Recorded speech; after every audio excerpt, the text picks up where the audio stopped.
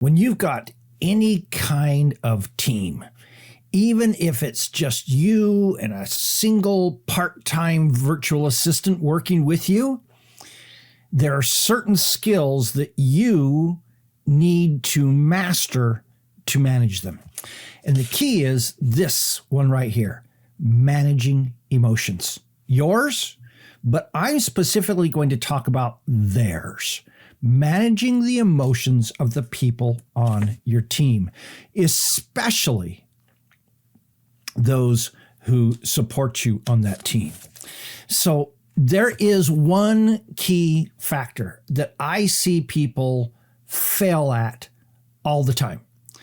I have been the victim, you can call it a victim, of managers who didn't understand how to do this very well most of my working career, which is one of the reasons why I work for myself.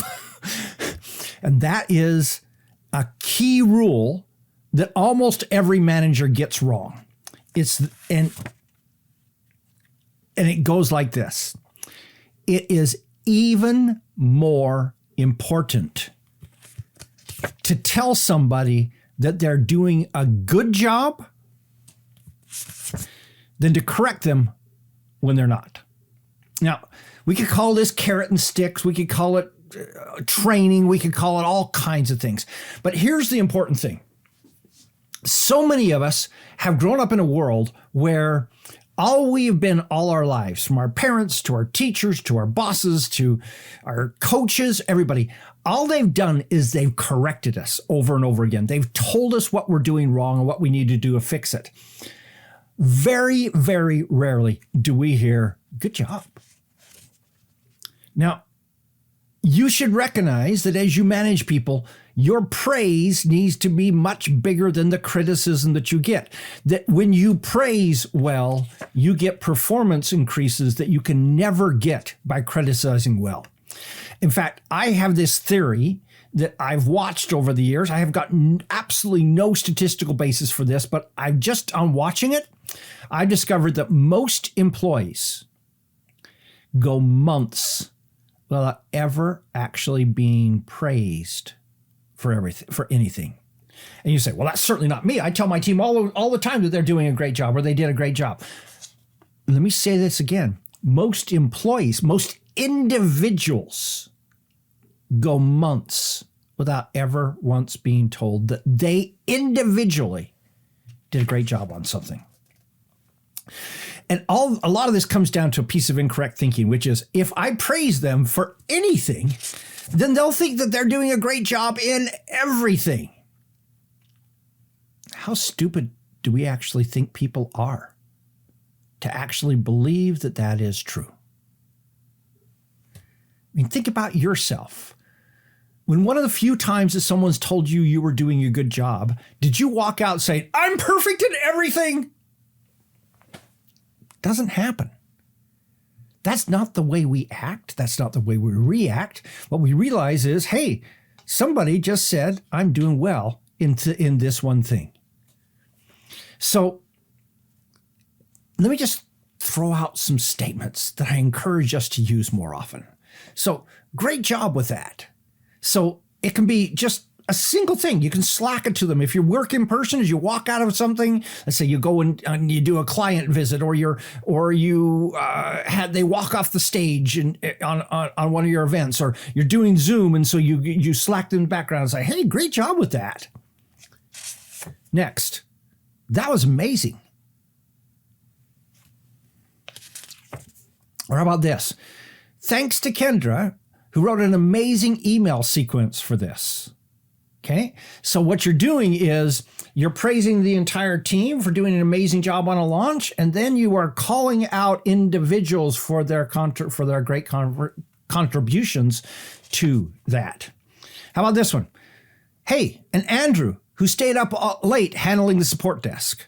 Okay, comments that are praising an individual in the middle. Now, there's several key principles associated with this entire process. Number one, praise 5 times for every negative piece of feedback that you give to somebody. This is vitally important to maintain morale. Number 2, Praise in public, develop in private. But at the same time, privately tell people that they're doing well, what they're doing well. And okay. Can I share with you a pet peeve? We've got this thing in management that says, okay, if you're going to tell somebody negative to somebody, you start by, you make a sandwich. You start by telling them that they're all the things they've done well. Then you tell them the thing they're not doing well. And then you end up by praising them in the end. Okay, yes, that is true. That works. But what ends up happening is every time your boss talks to you and they tell you you're doing well, they're not listening to that because they're waiting for this thing in the middle, the meat part of the sandwich, to happen. How many times have you actually called somebody in and all you did was praise them? And you said, thanks. And they're done. And they walk out going, well, they didn't tell me what I was doing wrong. We need more of those. Next, identify their love language and use it for them. So remember, love languages, each person's got different ones that attract it. Some people love gifts, some people love words of affection, those kinds of things, okay?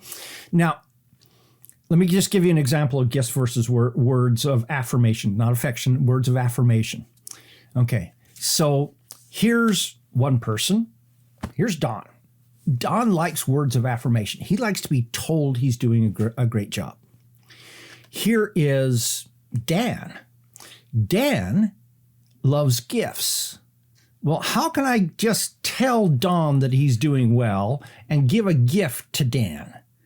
Now we suddenly get into this ethical thing that if I give a gift to Dan, so everybody comes by and see he's got, and they don't have to be big. It could be a chocolate bar, okay? They see that, they say, well, why didn't I get one of those from the boss? Well, there are ways to do this. Like you can walk by and say, you did a great job today. Call it an early day, go home. Those kinds of things can be a gift that works for Dan. Don would appreciate it too, but Dan will really appreciate it because his love language is gifts. Next, praise teams, but praise individuals individually. So yes, you should say, hey, the technical team did an amazing job. They gave us a flaw-free launch here. And I'd like to specifically call out so-and-so for doing this and so-and-so for doing that. So praise the team as a whole, but praise individuals individually. And this whole process of praising, make it a conscious habit. You may actually have to put it on your calendar and say from 3 o'clock to 3:30, I'm going to figure out somebody to praise and do something to praise them. Why? Because most of us don't ever do it. We think we do a good job of it, and we actually don't ever do it. So start putting it on your calendar, make it a habit of actually doing it, and do that consciously until it becomes unconscious to do it. And then once it becomes unconscious to do it, hey, it still needs to be conscious. Why? Because most of us don't praise anywhere close to the amount of praising we actually should be doing. We could quadruple it. We could 10 times it, 10 uplet, whatever it is, and not be overdoing things. May I suggest that when you do this, you end up not losing the momentum and the motivation on your team. There are people who will do amazing things for people who will praise them that will never do it for people who will correct them. And hey, don't lose your best people, because your best people are looking to be praised. And if they don't get it, they may just say, I'm out of here. I'm going to go find somebody who will. Think about it. How does this sit with you?